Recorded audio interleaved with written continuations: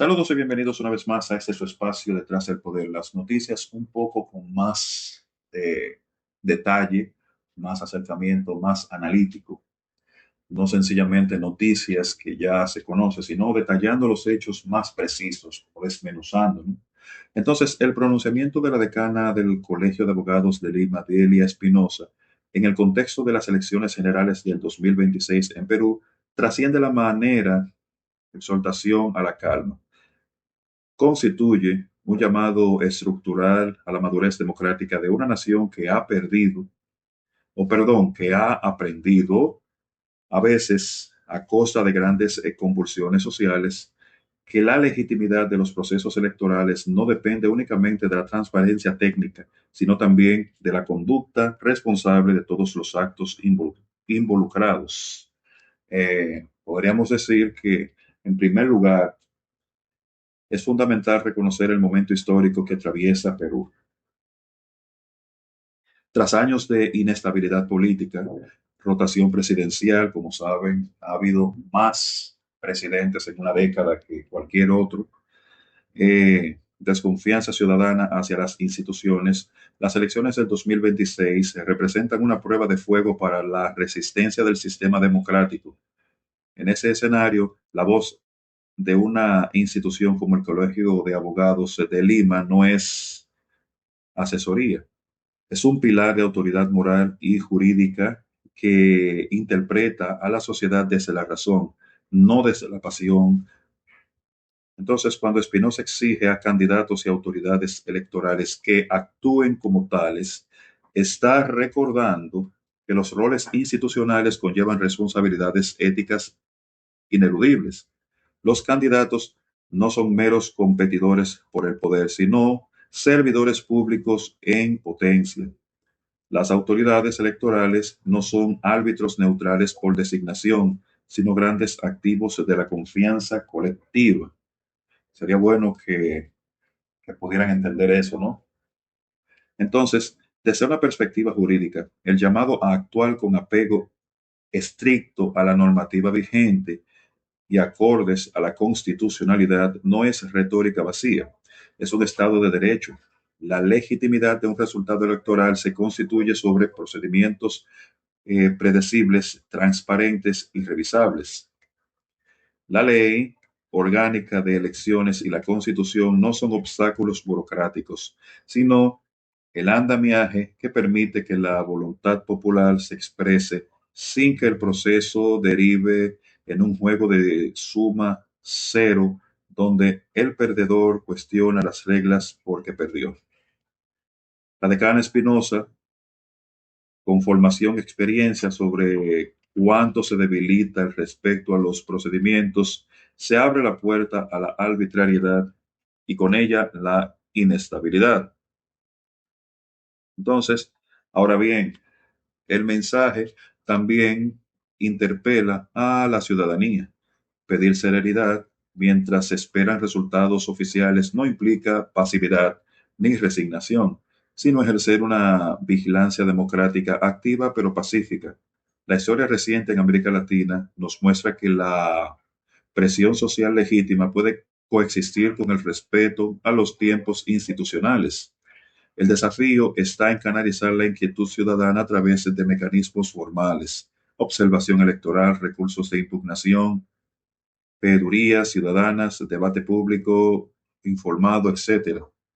La violencia, por el contrario, no solo vulnera derechos fundamentales, sino que erosiona la propia capacidad de la sociedad para exigir rendición de cuentas en el futuro. Un acto particularmente relevante del pronunciamiento de la responsabilidad asignada a los candidatos políticos. Esta es una era de redes sociales y polarización algorítmica. Los líderes políticos tienen un poder amplificado para movilizar emociones.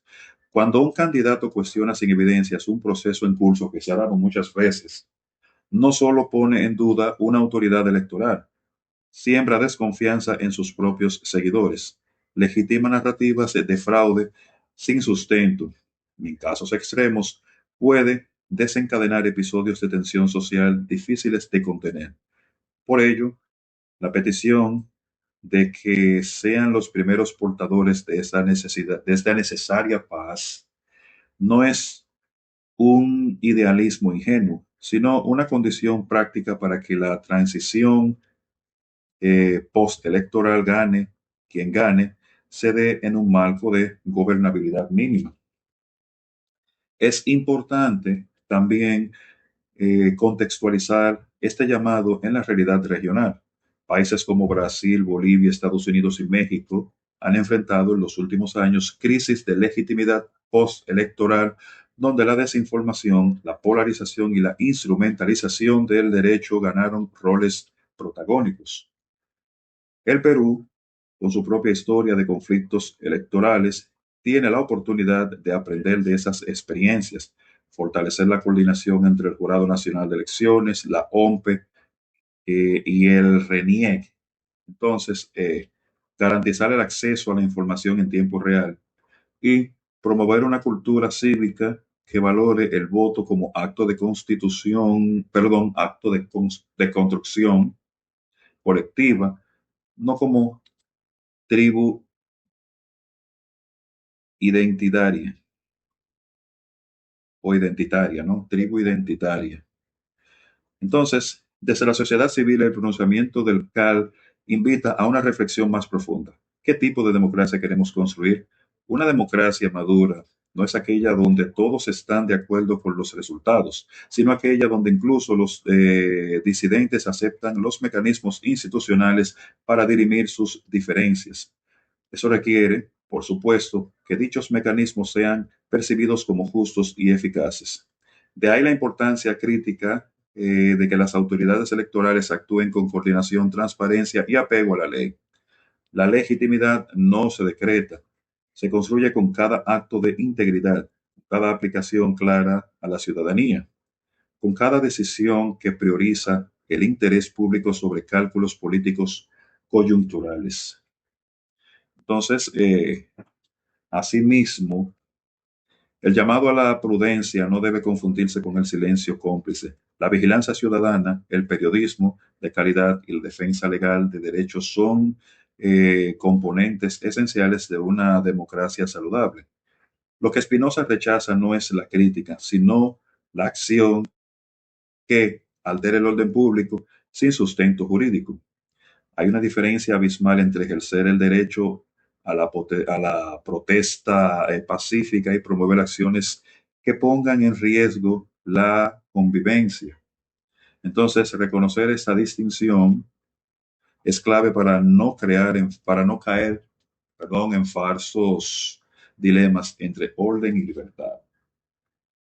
Finalmente, este momento electoral nos confronta con una pregunta existencial para el proyecto democrático peruano. ¿Podemos construir una cultura política donde la derrota no sea vivida como aniquilación y la victoria no sea ejercida como venganza? La respuesta no depende únicamente de los líderes iluminados o normas perfectas, sino de un pacto social renovado donde la pluralidad sea valorada, el diálogo sea práctica cotidiana y la institucionalidad sea defendida por convicción, no por conveniencia. El pronunciamiento de Delia Espinosa, en este sentido, es más que un comunicado coyuntural, es una brújula ética para navegar la incertidumbre.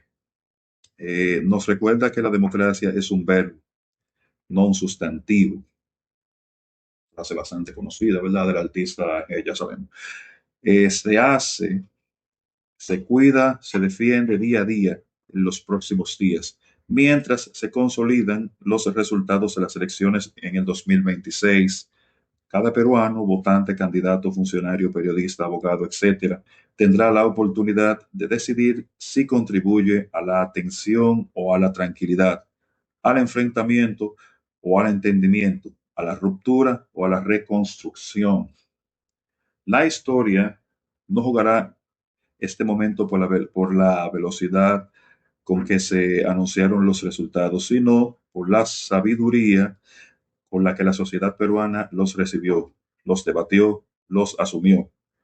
Que la prudencia no sea interpretada como debilidad, sino como fortaleza en quien confía en quien confía, ¿verdad? En las instituciones, ¿no?